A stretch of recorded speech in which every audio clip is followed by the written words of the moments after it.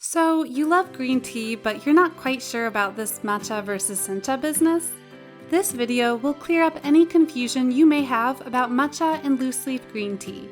In this video, we'll cover variations in texture, growing conditions, processing techniques, consumption methods, and price. At the end, we will also show you how to spot a good quality matcha. A whole new world. The differences between matcha and sencha, loose leaf green tea. 6 ways that these two types of tea vary. Before we get started, please make sure to subscribe to this channel. That way, as we release more content like this, you don't miss it. And if you are on YouTube, click the alert notification button. China is credited for introducing tea to Japan in the 7th century.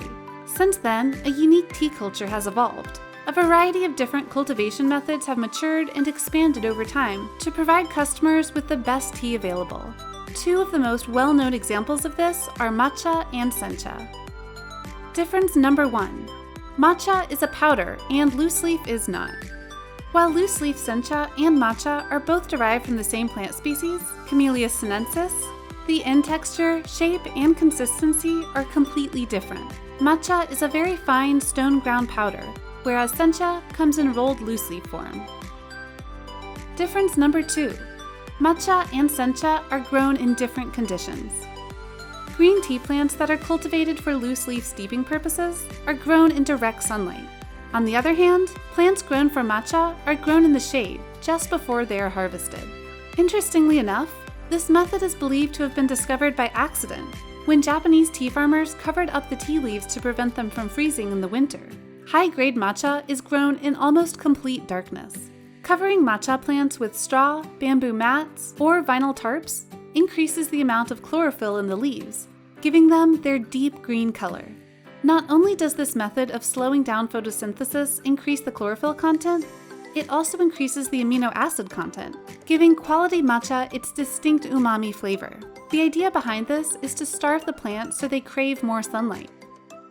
Difference number 3. Loose leaf green tea and matcha are harvested and processed differently. Although both matcha and sencha leaves must first be steamed to prevent oxidation, they are harvested and processed very differently. Usually, sencha tea is picked with the stem, shoot, and 2 or 3 open leaves intact. More leaves are intact if picked by machine. Sencha leaves are fanned with damp air to maintain freshness, and then steamed to prevent oxidation. After cooling, the leaves are pressed, dried, and made ready for distribution. The leaves may be rolled depending on the specific processing techniques of the region from which they're grown. Rolling the leaves produces a needle-like shape, which intensifies the flavors when steeped, and is usually seen in Chinese tea. Unlike sencha, only the youngest parts of the plant are picked when harvesting matcha, more specifically, the 2 leaves at the very tip of the shoot. Similar to sencha, the soon-to-be matcha leaves are also steamed to preserve color and nutrients. Thus begins the long and laborious process of removing stems and veins. The leaves that make it through quality control are called tencha. These leaves are then ground by specialized granite grinding wheels. And voila! You've got matcha.